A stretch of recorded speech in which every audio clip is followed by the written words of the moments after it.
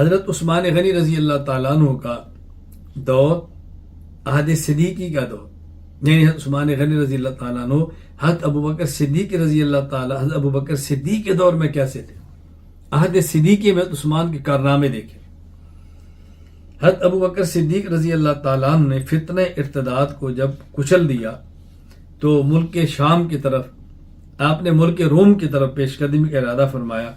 آپ نے صحابہ کرام سے مشورہ لیا تو حضرت عثمان رضی اللہ عنہ نے کیا مشورہ دیا؟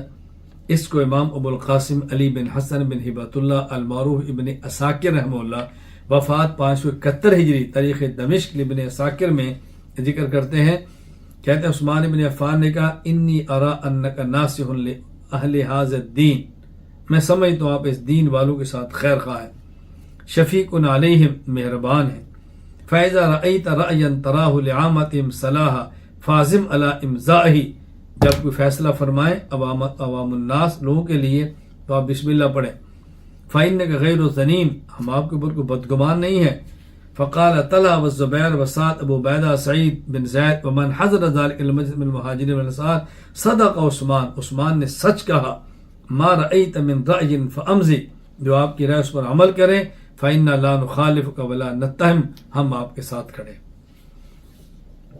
حضرت ابوبکر صدیق رضی اللہ تعالیٰ کے دور میں قحط آیا، حضرت عثمان کا طرز عمل دیکھ۔ امام ابوبکر محمد بن حسین بن عبداللہ الآجری البغدادی رحمہ اللہ وفات 360 ہجری، یہ اشریہ للآجری کے اندر ایک طویل حدیث نقل فرماتے ہیں۔ ابن عباس رضی اللہ عنہ فرماتے ہیں کہ ابوبکر صدیق رضی اللہ تعالیٰ کے دور میں بارشیں رک گئیں، قحط بہت زیادہ ہوا۔ حضرت ابوبکر صدیق کی خدمت میں لوگ آئے اور کہا حضرت بارشیں رک گئی ہیں، زمین سے پیداوار نہیں ہو رہی، لوگ بہت سخت کے اندر تکلیف کے اندر مبتلا ہیں۔ صدیق اکبر نے فرمایا انصرفوا واصبروا، تم واپس جاؤ صبر کرو انشاءاللہ۔ فإنکم لا تمسون حین حتی یفرج اللہ عز وجل، انشاءاللہ شام نہیں ہوگی، اللہ تعالیٰ کوئی کشادگی کا راستہ پیدا فرما دے۔ کہتے ہیں فما لبثنا الا قلیلا، اللہ اکبر، ابھی تھوڑا وقت ہی گزرا تھا، حضرت عثمان غنی کے لوگ جو ان کی طرف تجارت کرتے رہے شام سے مال لے کر آئے۔ 100 راحلہ، 100 اونٹ گندم اور غلے کو لے کر آیا۔ تو جو مکے کے تاجر تھے عثمان غنی کے پاس آگے اور عثمان غنی آئے تو انہوں نے پوچھا تم کیا چاہتے ہو؟ انہوں نے کہا بارشیں نہیں ہو رہی، پیداوار نہیں ہو رہی، قحط سالی ہے، لوگ بھوک سے مر رہے ہیں، ہمیں پتہ چلا ہے کہ آپ کے پاس کچھ کھانا آیا ہے، غلہ آیا ہے، تو ہم چاہتے ہیں کہ آپ بیچ دو۔ حضرت عثمان غنی رضی اللہ تعالیٰ فرمایا کہ ٹھیک ہے، مرحبا، آؤ دیکھو خریدو۔ تو تاجر اندر گئے تو کھانا رکھا ہوا تو عثمان غنی رضی اللہ تعالیٰ کے وہ جو سٹور جگہ تھا جہاں پر وہ کھانا یعنی غلہ ہوتا تھا، فرمایا اچھا تاجر تم بتاؤ کتنے پیسے دو گے؟ تجار نے کہا جی ہم 10 پر آپ کو 12 دیں گے، یعنی جو آپ نے 10 درہم کا خریدا ہم آپ سے 12 میں خریدیں گے۔ کہا نہیں مجھے اس سے بھی زیادہ ملتا ہے۔ انہوں نے کہا جی ہم آپ کو 10 کا سامان 14 ملیں گے۔ اور عثمان نے کہا مجھے اس سے بھی زیادہ ملتے ہیں۔ انہوں نے کہا ہم 10 کا سامان 15 ملیں گے۔ اور عثمان فرمایا مجھے اس سے بھی زیادہ ملتا ہے۔ انہوں نے کہا ہمارے علاوہ مدینہ میں کوئی ایسا تاجر نہیں ہے جس کے خریدار کی آپ بات کرتے ہیں، وہ کون ہے جو آپ کو 10 درہم کے سامان پر 15 درہم سے زیادہ دے؟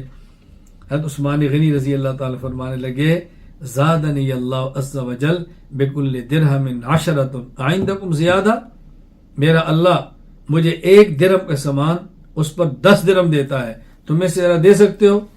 انہوں نے کہا نہیں۔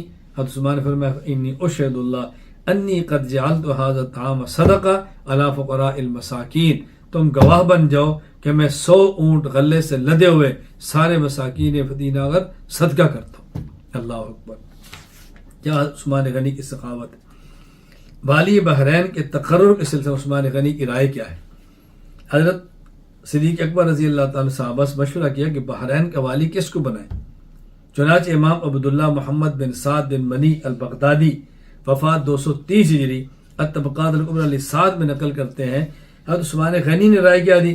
انہوں نے کہا ابعث رجلا قد بعثہ اللہ قد بعثہ رسول اللہ ان الیہم، اے ابو بکر جن کو اللہ کے نبی نے بحرین میں بھیجا تھا نا قاصد بنا کر، آپ انہیں وہاں کا والی بنا دو۔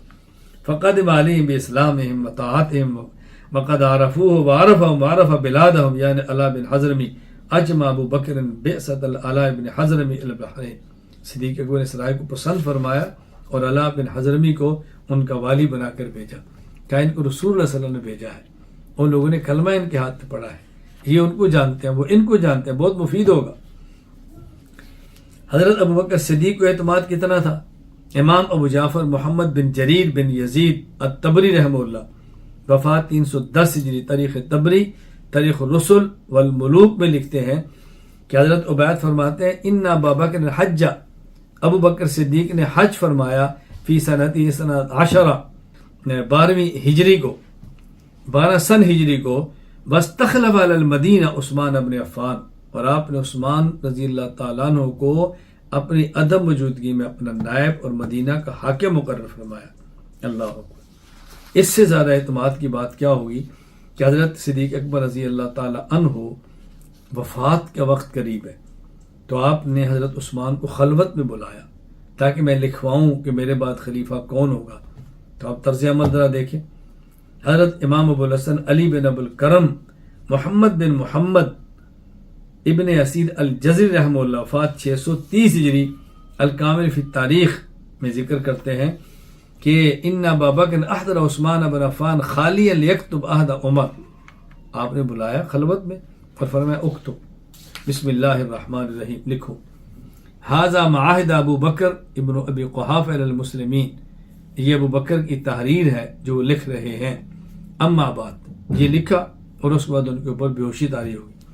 فکتب عثمان اما بعد فانی قد استخلفت علیکم عمر بن الخطاب ولم آلوکم خیرا. حضرت عثمان نے اپنی طرف سے لکھ دیا کہ ابو بکر صدیق کی طرف سے جملہ کہ میں اپنے بعد عمر بن خطاب کو خلیفہ بنا لوں, اور میں نے حتی الامکان کوشش کی ہے کہ اس کے اندر خیر کے فیصلے کروں. ثم افاق, ابو بکر صدیق خشی میں تھے, ہوش آ گیا. قال فرمایا اقرا علیہ, بتاؤ میں نے کیا لکھوا ہے. حضرت عثمان فکبر, حضرت عثمان نے پڑھ کے سنایا کہ جی آپ غشی میں تھے, میں نے یہ لکھا. ابو بکر صدیق فکبر اللہ اکبر, اور فرمایا اراک خفت ان یختلف الناس ان مت فی خشیتی. قال نعم. قال جزاک اللہ خیرا عن الاسلام واہلی. فرمایا مجھے لگتا ہے تمہیں خدشہ تھا کہ میں اسی حالت میں مر گیا تو مسلمانوں میں اختلاف نہ ہو, اس لیے تم نے لکھ دیا تھا. کہا اس لیے لکھا. فرمایا اللہ تمہیں اسلام اور مسلمانوں کی طرف سے بہترین جزا اور بدلہ عطا فرمائے.